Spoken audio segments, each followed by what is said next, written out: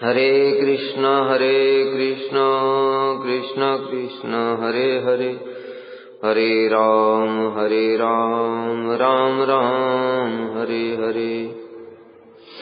श्री हरि नाम चिंतामणि हम लोग सुन रहे थे। श्री हरिदास ठाकुर जी महाप्रभु के प्रश्न का उत्तर दे रहे हैं। उसमें उन्होंने बताया अभी तक भगवान कृष्ण के विषय में, उनकी शक्ति के विषय में, उसके बाद जीवों के विषय में बता रहे थे। जीव दो प्रकार के हो गए, नित्य मुक्त और बद्ध। बद्ध जीव फिर दो प्रकार के होते हैं, एक नित्य बद्ध और दूसरे बद्ध मुक्त। बताया था जीव कैसे इस कर्म चक्र में पड़ गया। कृष्ण बहिर्मुख हैया भोग वांछा करे, निकटस्थ माया तारे झापटिया धरे। कृष्ण से जैसे ही बहिर्मुख हुआ, माया ने पकड़ लिया, और माया ने पकड़ करके उसको दो शरीर पहना दिए, दो कपड़े पहना दिए, सूक्ष्म और स्थूल। अब यहां पर कई सारे लोग प्रश्न पूछते हैं कि जब पहली बार जीव तटस्थ स्थान पर प्रकट हुआ तब तो उसका कोई कर्म नहीं था,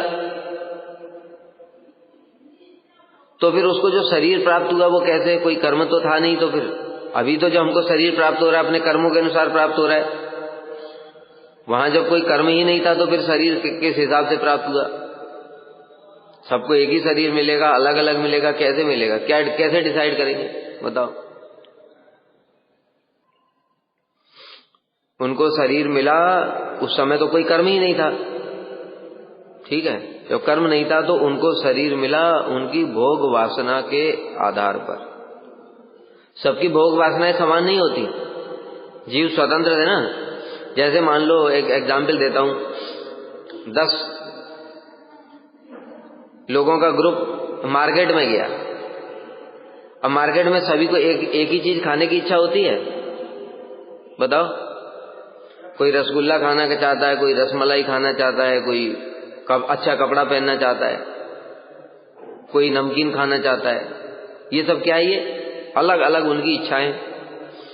तो उसी प्रकार से जो जीव भी वहां पर प्रकट हुआ तो उसका भी भोग वासना समान नहीं होती सबकी। तो जैसी उसकी भोग वासना थी उसके आधार पर, मान लो किसी ने देखा और बढ़िया बढ़िया माया जगत में खाने को मिल रहा है तो भगवान ने उसको हाथी बना दिया, लाओ खाओ, तो दबा करके खाओ, इतना एक एक टन खाओ।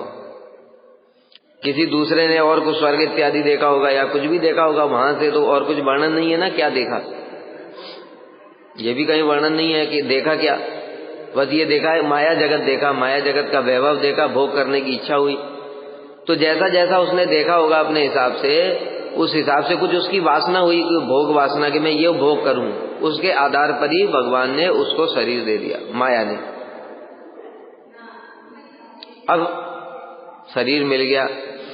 अब उसके बाद में फिर जैसी भोग वासनाएं थी उनको भोग कराने के बाद में फिर उसको मनुष्य का शरीर प्राप्त होगा, बड़े भाग्य से। भगवान कृपा करेंगे कभी, क्योंकि अभी तो कर्म में आया ही नहीं, अभी तो कर्म ही नहीं था उसका ना, अभी तो केवल भोग वासना थी। भोग वासना के आधार पर उसको शरीर मिल रहा था। अब जब भोग करा करा करके भगवान फिर उसको एक मनुष्य शरीर देंगे, बड़ा दुर्लभ शरीर है ये। जब मनुष्य शरीर मिल जाएगा तब वो कर्म चक्र चालू होगा उसका। अब वो कमाएगा, पाप और पुण्य दोनों कमाएगा। जब पाप और पुण्य दोनों कमाएगा तब उसका फिर अब एक ही जन्म में पाप भी कमा लेता है, पुण्य भी, लाखों करोड़ों पाप और पुण्य कमा लेता है, और साथ में फिर वासनाएं भी वासनाएं कैसे? मतलब मान लो कोई मजदूरी कर रहा है, ठीक है। अब मजदूरी कर रहा है तो पैसा कमा रहा है, वो हर दिन 500 रुपया उसको मिलता है, किंतु उसके अंदर में भोग करने की इच्छा है, मैं कार में घूमूं, मेरा भी बंगला होता, मैं भी विदेश जाता। अब ये वासनाएं भी कमा रहा है, लेकिन तो 500 रुपए में कमा नहीं सकता, घूम नहीं सकता। 500 रुपए में बचाएगा क्या? घर परिवार का खर्चा चलाएगा, 300 रुपया उसमें चला गया एक दिन का, बचा 200 रुपया। एक दिन में 200 रुपया बचाएगा तो महीने में 6000 हो गया। साल भर में 72,000 हो गया, तो कैसे करेगा भाई? विदेश भी नहीं जा सकता, कार भी नहीं खरीद सकता, कुछ नहीं कर सकता। तो क्या है, कर्म कमा रहा है, कर्म के साथ साथ वासनाएं भी कमा रहा है, भोग की इच्छा। ये सब मिलजुला करके भगवान इन सबको मिला करके कर्म का फल देते हैं। अगला शरीर जैसे वासनाएं की थी, जैसा कर्म किया था, इस सब के फल मिला जुला करके फिर शरीर अगले जन्म में शरीर देना शुरू करते हैं। लेकिन अभी अकाउंट मेंटेन है, अभी तो कोई टेंशन वाली बात नहीं है, क्योंकि उसके पास में बहुत सारा बैलेंस हो गया है पाप और पुण्य का। अब वो लाखों जन्म तक भोग करता रहेगा उन पाप पुण्य और वासनाओं को। फिर मनुष्य का शरीर कभी मिलेगा, फिर उसमें कमाएगा। इस प्रकार से ये सब चलता रहता है। तो यही कह रहे हैं, पाप पुण्य पुण्य पाप कर्म चक्रे पड़िया एखान। बस पड़ गया चक्कर में, अब कोई इलाज नहीं है। स्थूल लिंग देह सदा करेन भ्रमण। स्थूल और सूक्ष्म शरीर में सदा भ्रमण करता रहता है। इसमें विशेष बात यह है, स्थूल शरीर तो बदलता है किंतु सूक्ष्म शरीर बदलता नहीं है। ठीक है, सूक्ष्म शरीर नहीं बदलता, इसलिए भूत प्रेत इत्यादि उनके भी सूक्ष्म शरीर होते हैं। लोग कहते हैं बिना शरीर के हवा में आत्मा घूमेगा कैसे? आत्मा हवा में नहीं घूम रहा है, उस शरीर है उसका। सूक्ष्म शरीर तो सब समय ही रहेगा। इसलिए स्थूल शरीर छोड़ दिया और सूक्ष्म शरीर के साथ में आत्मा निकल गया, तो उसका जो अभिमान है वो इसी शरीर में रहता है। पता है, भूत इसलिए कहता है मैं ऐसा था, मैं हिंदू था, मुसलमान था। जब भूत को मंत्र पढ़ करके मारो फिर, तब वो बताता है मेरा नाम करीम खान है, हिंदू के शरीर में घुसा हुआ है। नाम कौन सा बता रहा है? जो अभी पिछला शरीर जो मरा हुआ था, उसका अभिमान अभी वही है, उसका अभिमान बदला नहीं है। मेरा नाम करीम खान है, मैं वहां रहता था, 4 लोगों ने पकड़ करके मुझे मार दिया, मैं भूत बन गया। फिर इसके ऊपर कैसे आया? ये उधर से जा रहा था चौराहे पे, नींबू से इसने लांग दिया, मैं इसके अंदर में आ गया, बस हो गया। अब ये जो सारी बातें बता रहा है, वो कौन से पिछले वाले शरीर की बता रहा है, जो उसकी अकाल मृत्यु जिसमें हुई थी, उसका अभिमान वही है अभी तक। उद्धार होने का मतलब क्या होता है? भूत का उद्धार हो गया, वो तो उद्धार वैकुंठ चला जाएगा क्या? हम भजन करके नहीं जा पा रहे हैं, वो फ्री में चला जाएगा। तो वैकुंठ नहीं हो गया, वो तो पूरा धर्मशाला हो गई कि कोई भी पहुंच जाए वहां।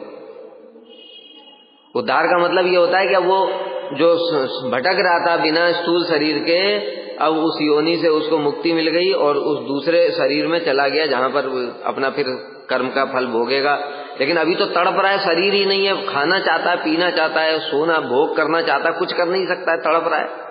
स्थूल शरीर से तो भोग करेगा, ज्ञानेन्द्रियां, इंद्रियां, कर्मेंद्रियां क्या कुछ नहीं है, इसलिए दूसरे के शरीर में घुस के भोग करना शुरू कर देता है। समझ गए? तो इस प्रकार से स्थूल लिंग देह सदा करेन भ्रमण। इस ब्रह्मांड में जब तक जीव रहेगा तब तक सूक्ष्म शरीर साथ रहेगा ही रहेगा, किसी भी योनि में चला जाए, चाहे वो ऊपर तक ब्रह्मा जी के लोक में, चाहे नीचे पाताल तक। इस ब्रह्मांड से बाहर जाने के समय सूक्ष्म शरीर खत्म हो जाता है, मन बुद्धि अहंकार चित्त भी खत्म हो जाता है, और तब शुद्ध स्वरूप से जीव बाहर निकलता है। ब्रह्मांड के अंदर में रहेगा तो शुद्ध नहीं निकल पाएगा। ठीक है, मुक्त महापुरुषों की बात अलग है, बद्ध जीवों की बात चल रही है। तो मुक्ति भी जिनको प्राप्त होती, ज्ञानी और योगी, उनका भी सूक्ष्म शरीर खत्म हो जाता है, तभी बाहर निकल सकते हैं। कबू सरगे उठे कबू निरय पड़िया, 84 लक्ष्य योनि भोगे भ्रमिया भ्रमिया। अब कर्म चक्र में पड़ गया, अभी कभी स्वर्ग जाता है, पुण्य कर्म करता है तो तेतुम भक्ता स्वर्गलोकम विशालम। स्वर्ग को कैसे समझ सकते हैं? जैसे किसी आदमी ने पैसा कमाया, 1 करोड़ रुपया कमा लिया, अब 1 करोड़ रुपया कमा करके स्विट्जरलैंड में गया, बढ़िया बढ़िया चीजें खा रहा है, पी रहा है, कोई काम कर्म नहीं कर रहा है, भी खाली घूम रहा है, खा रहा है, पी रहा है, मौज कर रहा है। कितने दिन तक करेगा? जब तक 1 करोड़ रुपया। 1 करोड़ रुपया जैसे ही खत्म हुआ तो सरकार वहां से लात मार करके भगाएगी, चलो फूटो यहां से। फिर अपने यहां आ गए, फिर नौकरी करना शुरू किया, फिर कमा रहा है। ये स्वर्ग है। नरक क्या है? नरक है पाप जो किया तुमने बेटा, झूठ बोला, चोरी किया, पर स्त्री संग किया और जो कुछ भी किया वो सब का दंड अब नरक में ले जाया जाएगा। वहां भी वही है, जो अच्छा पैसा कमाया तो स्वर्ग में गए, बुरा पैसा कमाया तो नरक में गए। वहां भी फिर कुप कुटाई हुई। नरक वाले भी ज्यादा दिन नहीं रखेंगे, जितना पाप है उतना ही दंड देंगे, वो भी ज्यादा नहीं दे सकता कोई भी, नहीं तो यमराज के डंडा पड़ने लगेगा। समझ गए? सब बंधे हुए हैं, कोई स्वतंत्र नहीं है। भगवान ने ऐसा बांध रखा है कर्म चक्र में सबको, देवता भी बंधे हुए हैं। वो सोचे कि इससे मेरी शत्रुता है तो इसको ज्यादा मारूंगा मैं, तो चलेगा नहीं, फिर उनके उल्टा डंडा पड़ने लगेगा, है ना। जो मांडव्य ऋषि,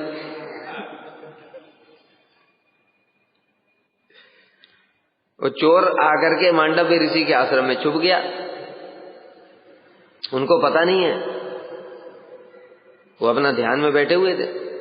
राजा के सिपाही लोग पीछे पीछे गए, देखा ये बाबा ने आश्रम में अपने छुपा रखा है चोरों को पकड़ लिया, साथ में मांडव्य ऋषि को भी पकड़ ले गए। चोरों का साथ देता है, तू भी चोर है। राजा के पास ले गए, राजा ने कहा सूली पे चढ़ा दो। अब मांडव्य ऋषि को सूली पर चढ़ाया। सूली पता है क्या होती थी? ऐसे भाले जैसा ऐसा जमीन में ऐसे गड़ा होता था, उसके ऊपर में बिठा देते तो अंदर घुस जाएगा पूरा आदमी, फटाक से निकलेगा फाड़ करके। समझ गए? तो सूली पर चढ़ा दो। अब मांडव्य ऋषि को सूली पर चढ़ाया तो तपोबल था उनका, बैठ गए सूली के ऊपर ही बैठ गए, ध्यान लगा के, जैसे इसके ऊपर ही बैठ जाए। ये भी नुकीला, ये तो माइक का फिर भी अच्छा है, थोड़ा बैठोगे तो ज्यादा कष्ट नहीं होगा, नुकीला होगा तो आनंद आ जाएगा। उसके ऊपर ही बैठ गए वो, कई दिन तक बैठे रहे। बात राजा तक पहुंची, लोगों को पता चला भाई सूली के ऊपर ही बैठे हैं महापुरुष, ये तो साधारण नहीं है, कुछ गड़बड़ हो गई है। बड़े बड़े दूसरे साधु लोग भी दर्शन के लिए आने लगे कि ऐसा कौन सा तपस्वी साधु सूली के ऊपर ही बैठ गया। लोग आए, तो साधु लोगों ने पहचान लिया, वो साधु है ना, स्टाफ वाले, साधु स्टाफ, तो उन लोगों ने पहचान लिया, अरे ये तो मांडव्य ऋषि हैं। राजा तक बात पहुंची, राजा तो घबरा गया, तो बड़ा अपराध हो गया, ये तो मांडव्य ऋषि को सूली पर चढ़ा दिया। आया, क्षमा मांगने लगा, साष्टांग प्रणाम करके, मुझे अपराध हो गया, मुझे गलती हो गई, क्षमा कर दीजिए आप। मांडव्य ऋषि ने कहा, राजा तुम्हारा कोई अपराध नहीं है, तुम तो निमित्त हो, ये धर्मराज का अपराध है। उसने ऐसा लिखा कैसे? मेरे को इस जन्म में पूरा अच्छे से याद है कि मैंने कोई भी अपना पाप नहीं किया, फिर उसने मुझे ऐसा दंड क्यों दिया, इसको देखूंगा मैं। राजा को तो छोड़ दिया, सीधे वहीं से उड़ करके यमराज जी के पास पहुंचे। कहते यमराज जी क्या हाल है, ऐसा काम क्यों किया तुमने, मुझे सूली पर क्यों चढ़ाया, मैंने कोई पाप नहीं किया। तो यमराज जी ने भी अपना अकाउंट देखा, अकाउंट में लिखा हुआ था जब तुम छोटे थे तो तुमने एक कीड़े के अंदर पीछे से कांटा घुसाया था, पीछे से कांटा घुसाया तो तुम्हारे भी पीछे से सूली घुसेगी, फिर कर्म का दंड मिलेगा, इसलिए तुम्हें मिला। तो मांडव्य ऋषि ने कहा, धर्मराज होकर के तुम अधर्म का काम करते हो, 8 साल से पहले कर्म का चक्र प्रारंभ नहीं होता है। समझ गए? 8 साल के बाद में ही कर्म का चक्र प्रारंभ होगा। तुमने 8 साल के पहले जो कर्म किया था उसका दंड कैसे दे दिया? जो बालक होता है उसका कोई कर्म नहीं होता है, 8 साल के बाद में वो कर्म चक्र 8 है या 12 है, वो मुझे ठीक से स्मरण नहीं है, जो भी है, उसके बाद ही कर्म का चक्र प्रारंभ होता है। उसके बाद में पाप और पुण्य माना जाए, उससे पहले वो पिछला भोग रहा है। तो धर्मराज को बोला, तो तुमने कैसे चढ़ाया सूली पे? अब धर्मराज और उन दोनों में बहस होने लगी, और फिर उसके बाद में मांडव्य ऋषि ने कहा, साफ दे दिया, जाओ, तुम धर्म का काम में गड़बड़ करते हो, इसलिए जाओ, पृथ्वी पर तुमको जन्म लेना पड़ेगा मर्त्य लोक में, और धर्म अधर्म का चक्कर लगाते लगाते लगाते तुम्हारे सिर के बाल पूरे गंजे हो जाएंगे, दिमाग का दही बन जाएगा। जाओ, वही विदुर बने थे, दिन रात धर्म अधर्म धर्म अधर्म, पागल हो गए बेचारे। अंत में छोड़ करके जंगल में चले गए, तो भजन करूंगा। ठीक है, तो अगर किसी देवता ने भी कुछ गड़बड़ किया तो उसको भी साथ ही साथ कुटाई होगी जम के। इंद्र है, अपने कर्मों का फल भोग रहा है, 100 अश्वमेध यज्ञ किया उसने, 100 अश्वमेध यज्ञ करके पहुंच गया स्वर्ग में, राजा बन गया। विश्वरूप पुरोहित थे उसके, विश्वरूप का वध कर दिया। अब वध करते उसको ब्रह्महत्या लगी कि नहीं लगी? वृत्रासुर का वध किया, ब्रह्महत्या लगी कि नहीं? वो पिटाई हुई जम करके, ब्रह्महत्या। 1000 साल तक कमल की नाल में मानसरोवर में रहना पड़ा उसको, खाने पीने को कुछ नहीं, भूखा प्यासा मर रहा, तड़प रहा है उसी में। सबको दंड मिलेगा भाई, कोई भी कर्म चक्र से अलग नहीं, भक्तों के अलावा।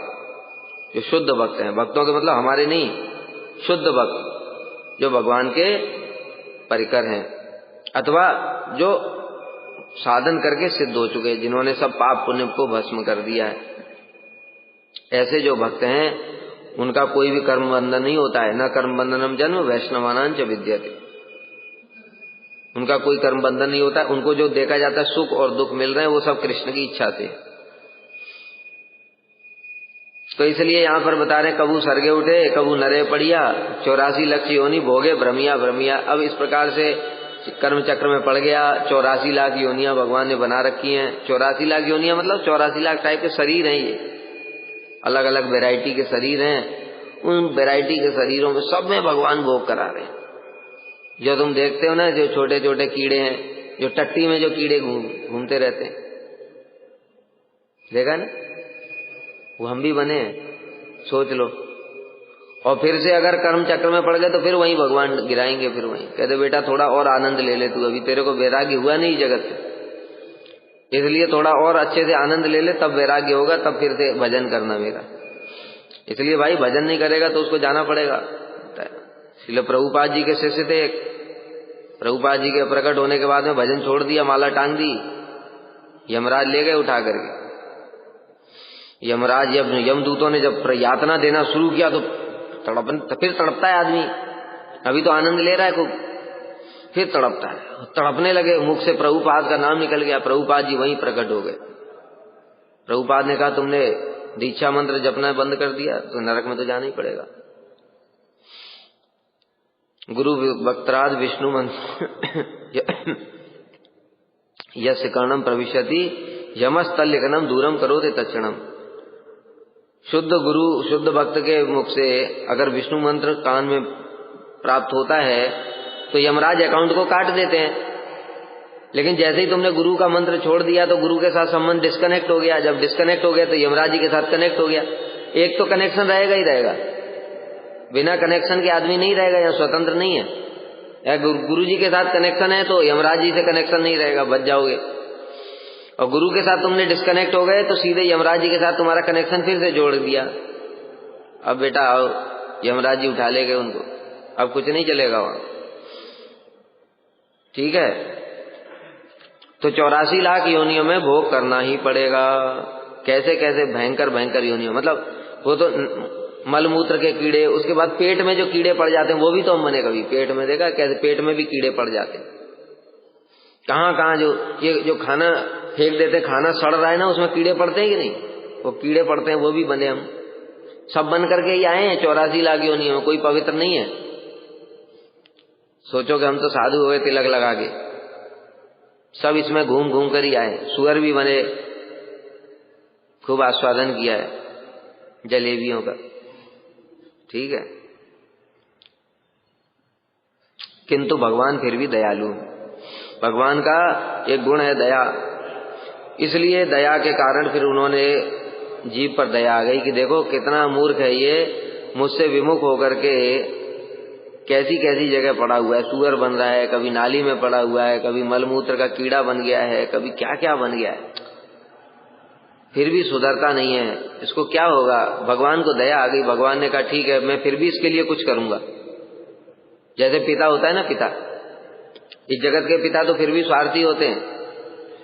बेटे को पढ़ाते लिखाते किस लिए, बुढ़ापे में नौकरी करेगा तो हमको सेवा करेगा, पैर दबाएगा, जब मैं चल फिर नहीं पाऊंगा तो मेरी देखभाल करेगा। भगवान को ऐसा स्वार्थ नहीं है,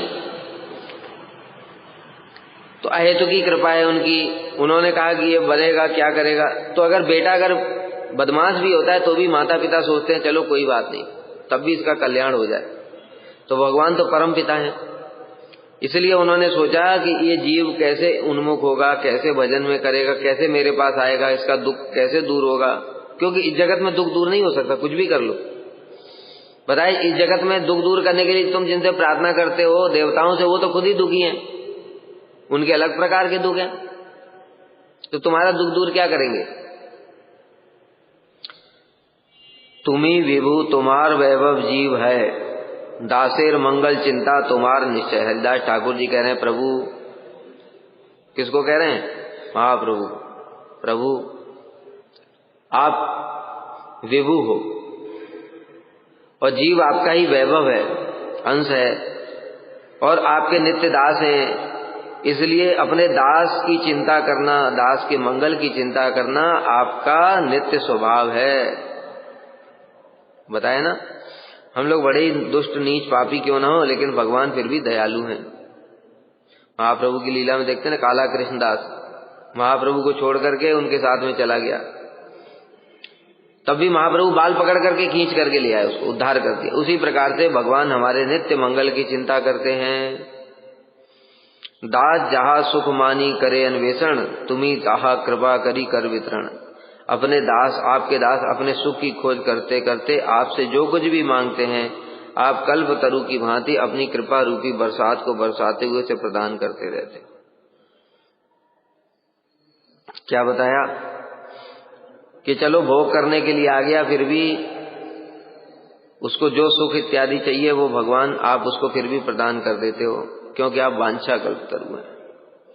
इस ब्रह्मांड में भेज दिया भगवान ने फिर इनको सिस्टम बना दिया कर्म का। अच्छा शुभ कर्म, अशुभ कर्म, विकर्म, अकर्म, 3 प्रकार के। जो जैसा कर्म करेगा उसको भगवान वैसा फल देते हैं। सुख चाहता है तो उसको अच्छा कर्म करना पड़ेगा, और अगर अच्छा कर्म नहीं करेगा तो उसको दंड मिलेगा, पाप का दंड भोग करना पड़ेगा नरक में जा करके। फिर भी जो भगवान की कृपा मांगता है उसको भगवान कृपा भी देते। जो वांछा कल्पतरु, वांछा कल्पतरु का मतलब क्या होता है? देखो इस जगत का जो कल्पतरु है, कल्प वृक्ष, वो केवल इच्छा पूरी करेगा। तुम्हारी इच्छा उसमें तुम्हारा हित है अहित है वो नहीं सोचेगा। किंतु जैसे बताया शिव जी हैं, शिव जी ने वरदान दे दिया भस्मासुर को, जाओ तुम जिसके सिर पर हाथ रखोगे भस्म हो जाएगा। अभी शिव जी ये नहीं सोच रहे हैं कि इसका इसमें हित होगा कि अहित होगा, ये क्या करेगा। अहित छुपा हुआ है फिर भी दे दिया। भगवान ऐसे नहीं देते। ये भगवान का वैशिष्ट है कि अगर मेरा पुत्र, भगवान कह रहे हैं ना महाप्रभु, ये तो जानता नहीं है जीव, वो विष मांगता है तब भी मैं उसको देता नहीं, उल्टा उसको क्या करता हूं, विषय सुख छुड़वा करके, उस समय उसको कष्ट होता है लेकिन फिर भी विषय सुख छुड़वा करके उसको अपनी भक्ति दे देता हूं, उसमें उसका नित्य मंगल है। ये भगवान का वैशिष्ट है। कल्प वृक्ष से भी भगवान का ये वैशिष्ट है। प्राकृत शुभ कर्म व कर्म का मायार वैभवे जे अनित्य सुख चाहे, तुम्हार कृपाए से अनायासे पाए। जो यहाँ पर इस ब्रह्मांड में जो सुख मिल रहे हैं, माइक सुख, वो भी ये मत सोचो भगवान की कृपा के बिना मिल जाएंगे। इसलिए भगवान को वांछा कल्पतरु कह रहे हैं। भगवान की कृपा के बिना कुछ भी नहीं मिलेगा। भगवान गीता में क्या कहते हैं, ये अन्य देवता भक्ता यजंते श्रद्धयान्विता ते अपि मामेव कौन्ते यजंते अविधि पूर्वकम। जो मेरा भजन कर रहे हैं, जो देवताओं का भजन कर रहे हैं, वो भी अविधि पूर्वक, अविधि पूर्वक मतलब इनडायरेक्टली मेरा ही भजन कर रहे हैं, लेकिन वो ठीक नहीं है। और उनको जो फल प्राप्त होता है वो भी मैं ही देता हूं। भगवान ने गीता में ये भी बताया, कामैः सैः हृत ज्ञाना प्रपद्यन्ते अन्य देवता तम तम नियमावस्थाय प्रकृत्या नियता स्वया। जिनकी बुद्धि कामनाओं के द्वारा हर ली गई है, वो अन्य देवताओं की उपासना करते हैं अपनी कामनाओं की इच्छा पूरी करने के लिए, और उन कामनाओं से वशीभूत होकर के वो उन देवताओं का भजन करते हैं। तो उनके वो जो नियम है, जैसे शिव जी का नियम क्या है, सोमवार को व्रत रखो। हनुमान जी का नियम है मंगलवार को व्रत रखो। वो जो देवी हैं, शुक्रवार को संतोषी माँ, शुक्रवार को व्रत रखो। ऐसे सबका है ना, एक एक उनके नियम पालन करने पड़ते हैं, ये खाना है, ये नहीं खाना है, ऐसे करके। तो उन देवताओं के नियम को पालन करते हैं। और फिर उसके बाद क्या बताया, यो यो याम याम तन्वक्तः सद्यार्चितुम इच्छति तस्य तस्य अचलाम श्रद्धाम तामे विदधामि हम। जो जो जिस जिस देवी देवता का भजन करने की इच्छा करता है उसकी उसमें श्रद्धा मैं लगाता हूँ।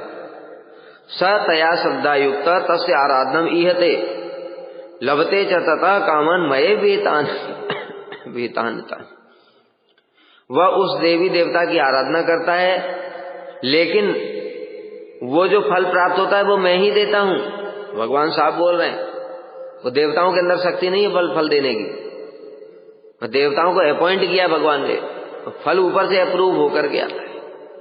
ठीक है, तो इसलिए तुम्हार कृपा से अनायासे पाए। जो भी जीव अनित्य सुख भी चाहता है इस ब्रह्मांड में, उसको भी सुख मिल जाता है आपकी कृपा से। भगवान की कृपा से ही वो भी सुख मिलता है। सही सुख प्राप्ति उपाय शुभ कर्म जत निरमिले धर्म यज्ञ भोग होम व्रत। उसी सुख को प्राप्त करने के लिए धर्म कर्म यज्ञ योग होम व्रत इत्यादि शुभ कर्म बनाए गए हैं। ये भी भगवान ने ही रचे। भगवान ने कैसा सृष्टि करी है, सबको बांध रखा है पूरा। किसमें ऐसी रस्सी में बांधा है जो दिखती नहीं है। प्रहलाद महाराज श्लोक बता रहे हैं ना, क्या श्लोक बता रहे हैं? नते विदु स्वार्थ गते में विष्णु दुराशयाये बहिरर्थ मानिन अंधा यथांधि उपनीयमानास्ते अभिस्तंत्रान उरु दामनी बद्धा। उरु दामनी, उरु माने विशाल, दाम माने रस्सी। हे प्रभु, ये जो जगत के जीव हैं ये नहीं समझ पाते कि स्वार्थ गति में विष्णु ही एकमात्र हमारी परम गति है। क्यों? दुराशया बहिरर्थ माने ना, इनको भोग चाहिए, विषय भोग चाहिए। और इनकी स्थिति कैसी है? एक अंधा दूसरे के पीछे जा रहा है। अब अगला वाला पहला वाला अंधा गड्ढे में गिरा तो पीछे वाला भी गिर गया, उसके पीछे जितने चल रहे सब गड्ढे में गिर रहे हैं। उसी प्रकार से ये माया का जो गड्ढा है सब गिरते जा रहे हैं, एक के पीछे एक के पीछे। क्यों? उरुदामनी बद्धा, ये सब विशाल रस्सी में बंधे हुए हैं। कौन सी विशाल रस्सी? कर्मकांड। कर्मकांड क्या है? लोगों को मतलब पता ही नहीं है। देखो, जगत को थोड़ा स्टडी करके देखो। हमारे माता पिता ने हमको जन्म दिया, बचपन से पढ़ाई लिखाई में डाल दिया। अब मतलब क्यों पढ़ रहे हैं हमको क्या पता है? बड़े होकर नौकरी करनी है। नौकरी क्यों करनी है? फिर शादी करनी है। शादी करनी है तो पत्नी को रखना पड़ेगा, तो उसके लिए तो पैसा चाहिए।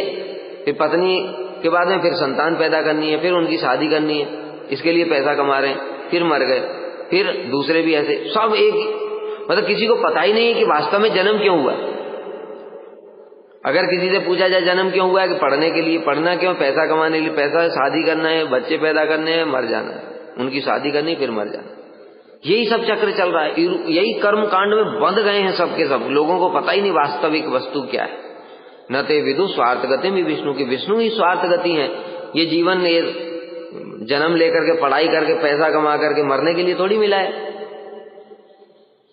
वो तो पशु भी कर रहे हैं सारा यही काम तो करते हैं। वो भी, वो कौन सा अपने बच्चों की शादी करने के लिए पैसा कमाते हैं? बताओ, दहेज देते हैं? देखा कभी किसी गधे को दहेज देते हुए? सुअरिया अपने बच्चों की शादी में दहेज दे रहे हैं 1-1 करोड़ रुपया। देखा कभी? भंडारा कर रहे हैं, आ जाओ।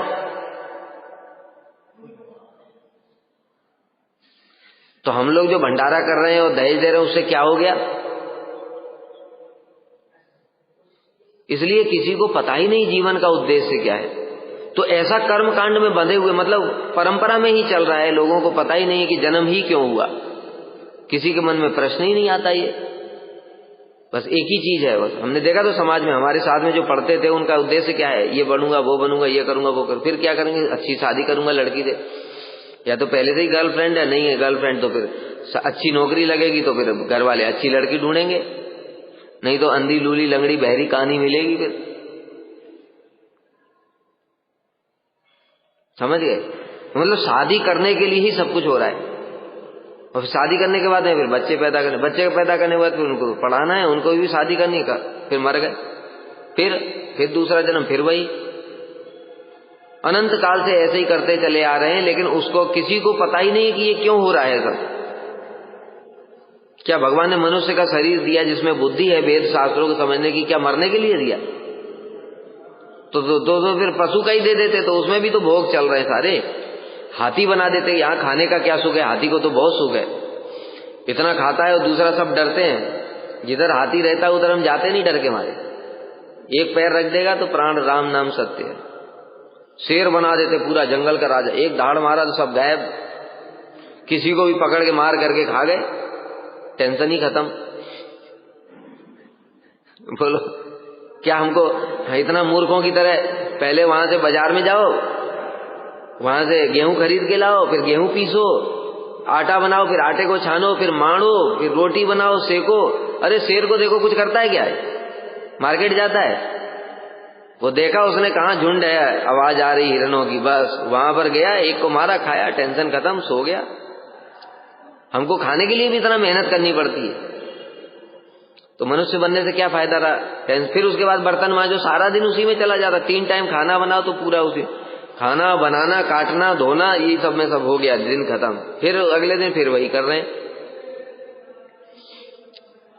समझना चाहिए। फिर इसके लिए तो भगवान ने ऐसा दिया नहीं होगा। किसके लिए दिया भगवान ने बुद्धि? कि मेरा भजन करके ये माया से निकल करके वापस आ जाए।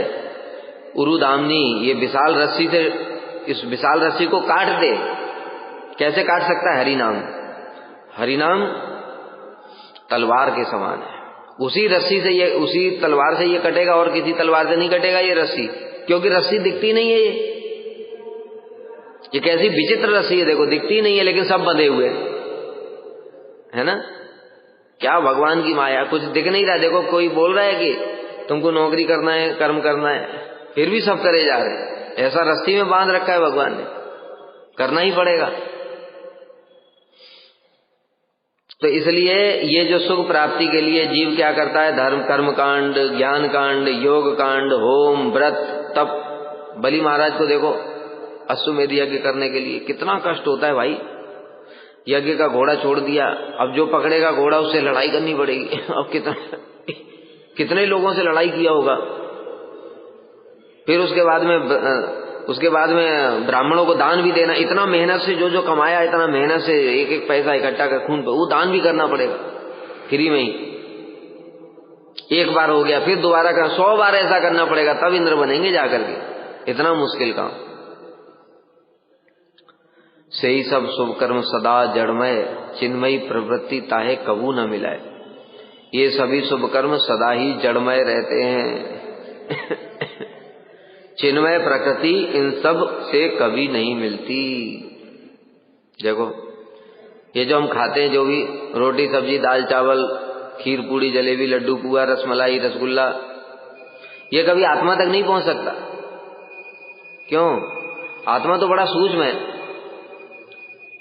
कल बताया था ना, बालक सतभागस्य। इतना छोटा आत्मा जो दिखाई नहीं दे रहा, तुम उसको रसगुल्ला खिलाओगे कैसे? उसके ऊपर रसगुल्ला रखोगे तो वो तो दब के मर जाएगा। एक चींटी है, उसके ऊपर तुम इतना बड़ा रसगुल्ला रख दो, अब वो खाएगी कि मरेगी? आत्मा तो मर नहीं सकता, तो इतना बड़ा रसगुल्ला आत्मा कैसे खाएगा? इसलिए उसका भोजन क्या है? हरि नाम। हरि नाम उससे भी सूक्ष्म है। शास्त्र में क्या बताया, वेदों में? अणु से भी अणु है भगवान, और महत से भी महत है। ये सबसे बड़ा क्या है? हिमालय पर्वत में, और भी कुछ हिमालय से भी कुछ बड़ा हो सकता है। और भगवान कितने बड़े हैं? उन्होंने एक ही चरण से तो पूरा ब्रह्मांड नाप दिया, पूरा ब्रह्मांड भी फट गया ऊपर। एक ही चरण उनका इतना बड़ा है। अभी बाकी तो बात छोड़ दो। तो विशाल महत से भी महत है वो, और अणु से भी अणु है। जो बताया जीवात्मा है उसके अंदर भी है। सभी जीवों के अंदर में जो एक कोशिकी बताया ना, बैक्टीरिया वायरस, उसके अंदर भी परमात्मा है। बताओ। तो इसलिए भगवान और उनके नाम में तो कोई अंतर नहीं है। इसलिए जो अणु से अणु और बृहद से बृहद वस्तु भी हरि नाम करेगा तो उसके अंदर वही भोजन है, आत्मा को भोजन मिलेगा।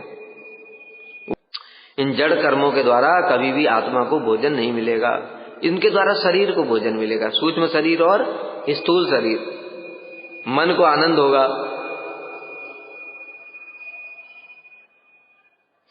किंतु चिन्मय प्रकृति इन सबसे कभी नहीं मिलती। चिन्मय होती भक्ति, भक्ति आत्मा भी चिन्मय, भक्ति भी चिन्मय, तो भक्ति ही आत्मा का भोजन है। और शरीर जड़, रोटी सब्जी दाल चावल भी जड़, इसलिए जड़ शरीर का भोजन भी जड़ है। तो कह रहे फिर हम जो खाते हैं तो फिर रोटी सब्जी दाल चावल, तो हम क्या ये फिर जो वो जड़ नहीं, अब भगवान जड़ वस्तु का भोग नहीं करते, वो चिन्मय हो जाता है प्रसाद, तो प्रसाद है फिर भगवान का। ठीक है, भगवान जब ग्रहण करते हैं चिन्मय हो जाता है वो, चिन्मय वस्तु को फिर हम ग्रहण करते हैं, तो उससे धीरे धीरे हमारी चित्त वृत्ति वो आत्मा में जाएगा प्रसाद। ठीक है, वो अब आत्मा में जाएगा। उदाहरण बताए ना रामानुजाचार्य जी का, उन्होंने अपना उच्चिष्ट प्रसाद दिया, वो व्यक्ति के हृदय की सारी कामना वासना भोग बुद्धि सब खत्म हो गई, चरणों में गिर पड़ा।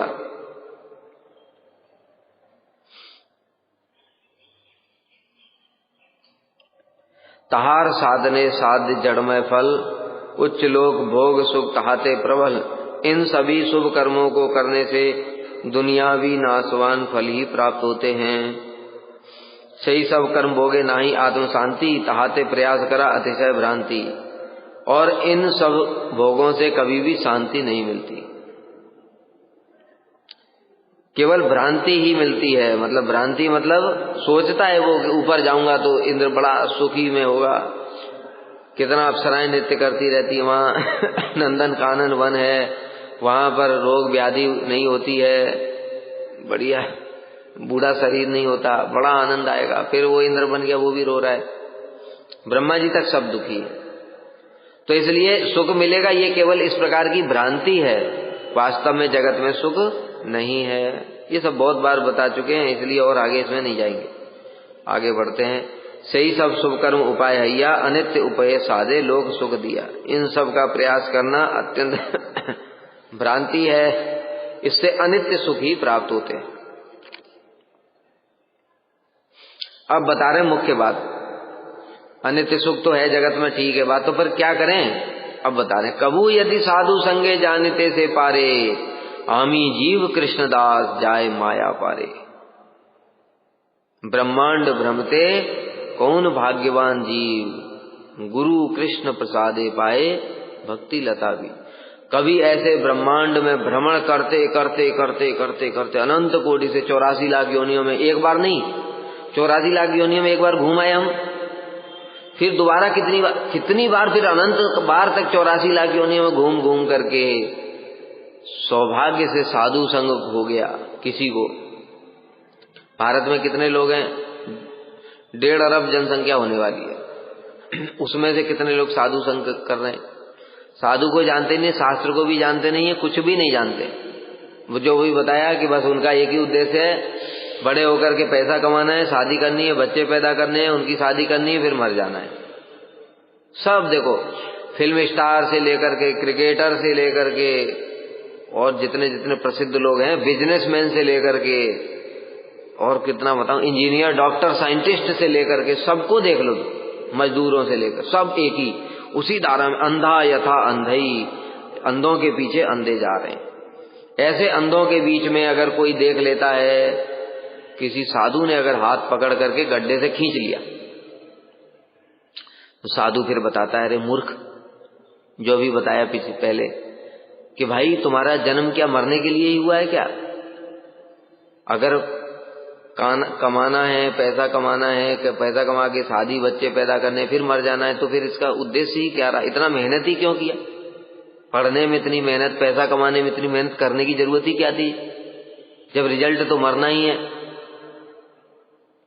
तो ऐसा काम करो जो कभी मरता नहीं है।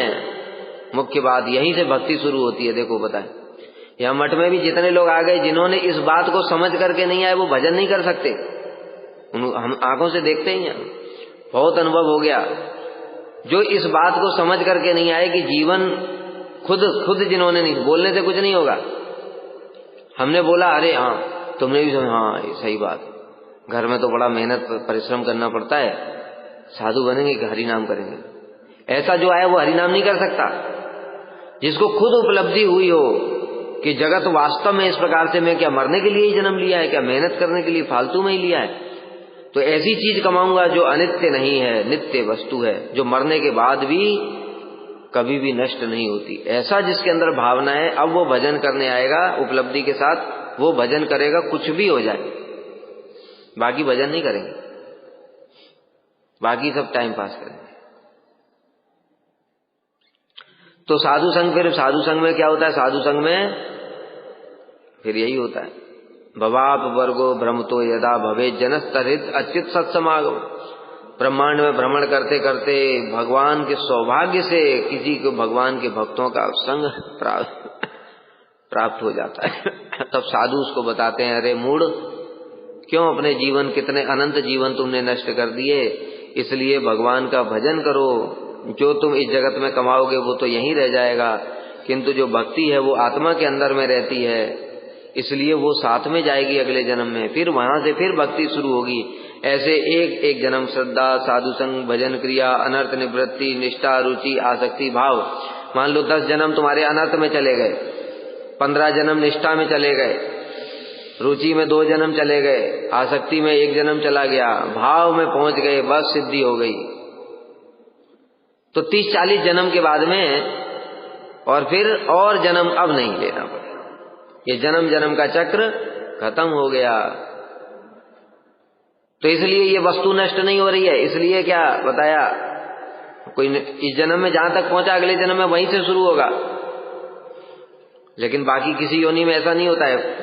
कोई हाथी बन करके पैदा हुआ था इस जन्म में, खूब खाता था, अब मरा, अगले जन्म में चींटी बना दिया भगवान ने, अब हाथी की तरह खा पाएगा? बोलो। अंबानी और टाटा बिरला ये मर जाएंगे, अगले जन्म में यहीं से बिजनेस चालू कर देंगे। पता चला भगवान ने अंधा बना दिया, बिजनेस क्या करेंगे, कुछ कर देख भी नहीं पा रहे जगत को, अब क्या करेंगे? लेकिन भक्ति ऐसी नहीं है भाई, यही बात समझने वाली है, तभी भजन कर पाओगे। ये रियलाइजेशन होना चाहिए, केवल सुनने से कुछ नहीं होता, अनुभूति होनी चाहिए। जब अनुभूति होगी तब पूरा जी जान लगा करके लगेगा, अब मैं कमा लूंगा इसको, जितना ज्यादा से ज्यादा कमाना है। क्योंकि भरत महाराज का उदाहरण है, जड़ भरत मर गए, हिरण बन गए, लेकिन भक्ति नष्ट नहीं हुई। वृत्रासुर को देखो, असुर बन गए लेकिन भक्ति नष्ट नहीं हुई। ऐसे करके कितने सारे उदाहरण शास्त्र में हैं, और हम अपने जीवन में खुद भी अनुभव करते हैं। अपने को देखो, दूसरों को देखो, अगर भक्ति नष्ट हो जाती तो हम यहाँ एकदम से कैसे आ जाते गौड़ी संप्रदाय में। पिछले जन्म में कुछ किया था, इसके कारण भगवान ने फिर यहीं ला दिया, फिर भजन चालू हो गया। इस प्रकार कई जन्मों के बाद में भगवान कहते हैं गीता में, सिद्धि को प्राप्त करता है। तो ये साधु बताएगा, जब साधु बताएगा तब वो भजन करेगा, भजन करेगा तब उसको आमी जीव कृष्ण दास, ये अनुभूति होगी, मैं कृष्ण का दास हूं, माया का दास नहीं हूं। माया की सेवा क्यों करूंगा? इसलिए लोग बोलेंगे, फिर उसको लोग बोलेंगे तुम ये पढ़े लिखे हो, हमको बोलते थे लोग, तुम तो इतने पढ़े लिखे हो, लाखों रुपया कमाते हो, गरीबों के लिए करो। अरे गरीबों के लिए क्या करें, बताओ क्या करें? गरीबों के लिए जो बोलते, गरीब क्या है ये पहले सोचो। गरीब क्या है? शरीर गरीब है। गरीब क्या है? शरीर ही तो गरीब है ना, क्या आत्मा गरीब है? आत्मा सबका सारा समान है, बहुत अमीर है वो, सबके शरीर गरीब हैं। अब वो गरीब शरीरों को जब खिलाओगे तुम, तो उससे क्या हो जाएगा? वो तो खाने के बाद भी जलाना पड़ेगा उनको एक दिन, और नहीं खाएंगे तो भी जलाना पड़ेगा। उनका रिजल्ट क्या है? भस्मीभूतस्य देहस्य, देह जल करके भस्म हो जाएगा, राख बन जाएगा। चाहे वो अमीर हो, अंबानी भी जल करके भस्म हो गए, गरीब भी जल कर, दोनों तो एक ही रिजल्ट सेम हुआ। क्या खिलाए? बड़े रिजल्ट को देखो, क्या खिलाएं उनको, बताओ। उनको क्या कपड़ा दें? जिसका शरीर को कपड़े पहनाए जा रहे हैं वो तो जल करके भस्म होना एक दिन। इसलिए फिर वो सोचेगा कि इन शरीरों के लिए कुछ नहीं करूंगा, मैं आत्मा के लिए करूंगा। क्योंकि आत्मा नैनम चिंतन, न वो जलता है, न कटता है, न मरता है, न, और उसमें जो कमाया वो भी नष्ट नहीं होता है। इसलिए साधु की कृपा से उसको यह अनुभूति होती है कि अब मैं इन शरीरों के लिए कुछ नहीं करूंगा। माता पिता, भाई बहन, पुत्र परिवार, अमीर गरीब, जो शरीर ही तो है, इसलिए आत्मा के लिए करूंगा। अब फिर वो ऐसा सोचता है तब वो माया से जाए, माया परे पार, माया के पार तब जा पाता है। जब तक शरीरों की चिंता रहेगी तब तक माया के पार नहीं जा पाएगा। से विरल फल मात्र सुकृति जनित तुच्छ कर्म कांडे नहीं करिले विहित। वह जो साधु संग है, फिर साधु संग क्या मिलेगा? सत्संग प्राप्यते पुंभी सुकृतई पूर्व संचितई। तो किसी को साधु संग मिला, किसी को नहीं मिला। क्या मेला लगा था, मेले में कोई जाकर साधु जबरदस्ती हाथ पकड़ के किसी का पकड़ा, ऐसे होगा? नहीं नहीं, सब सिस्टम है भगवान का।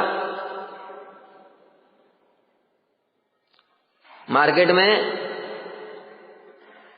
जो कार का शोरूम है कि नहीं, वहां इनोवा कारें खड़ी हैं।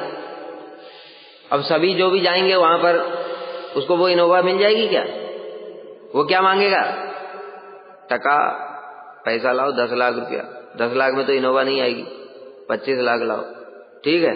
25 लाख रुपया जिसके पास है उसको मिलेगी। उसी प्रकार से साधु संग भी कैसे मिलेगा? ऐसे नहीं कि घूमते फिरते तब तो सबको ही मिल जाता।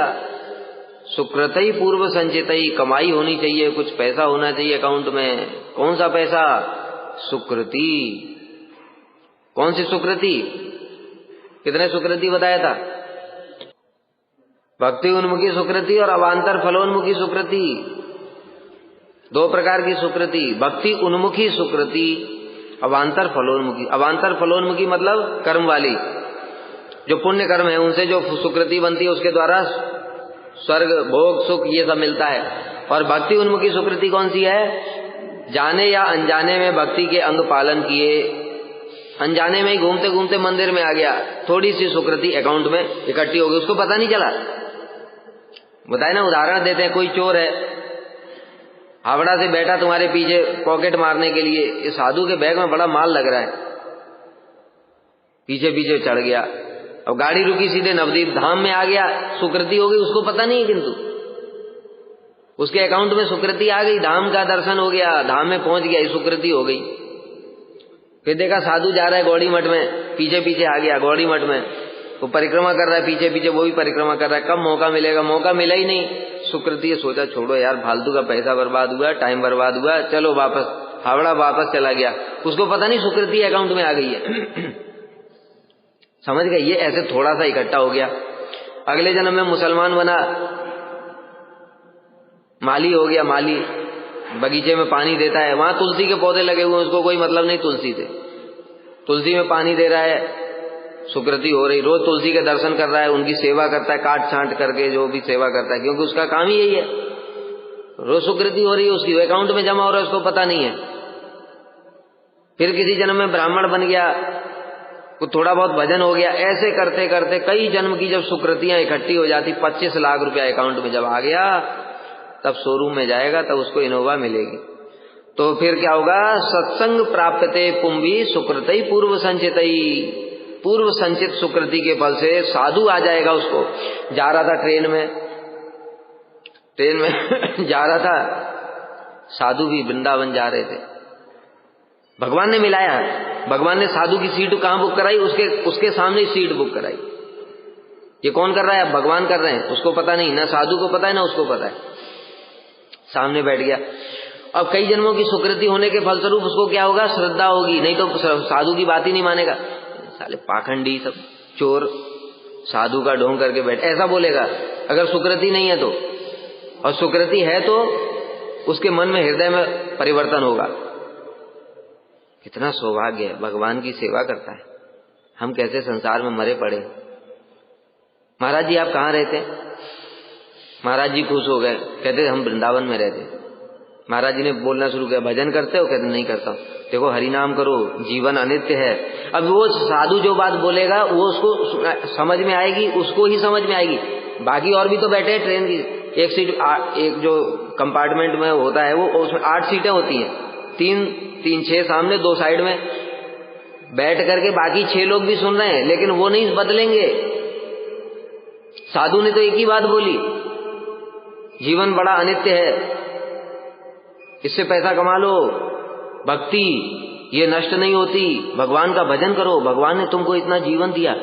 जिसकी सुकृति उसको तुरंत समझ में आ जाए, सच बात है कि जीवन भगवान ने दिया, हम उनके लिए क्या कर रहे हैं। और जो दूसरे बैठे 6, उनको क्यों समझ में नहीं आ रहा है?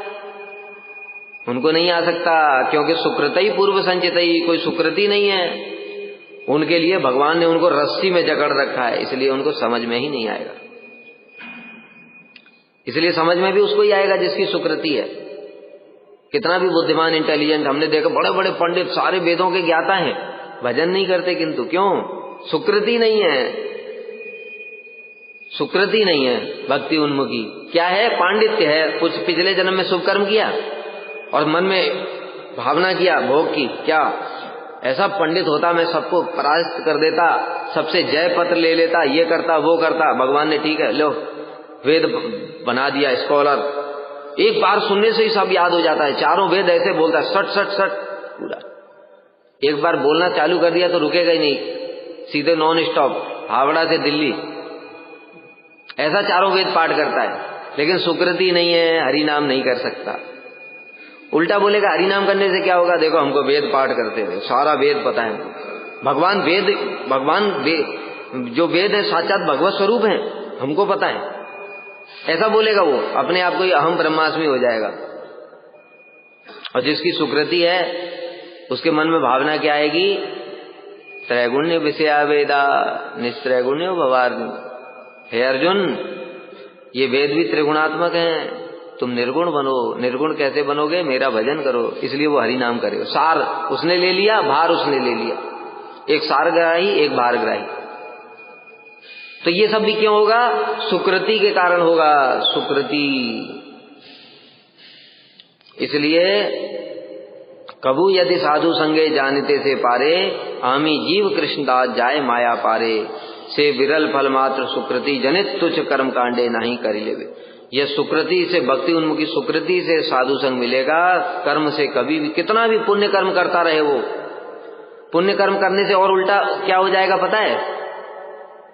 साधु हरि नाम करेगा तो उसको और ताने मारेगा कि तेरे हरि नाम से क्या होगा? अरे देखो गरीब लोग भूखे मर रहे हैं, इनको खिलाओ। इतने रोगी हैं बेचारे, इनको हॉस्पिटल ले जाओ। फालतू बैठ करके हरे कृष्णा, पागल कहीं के, उनको गाली देगा।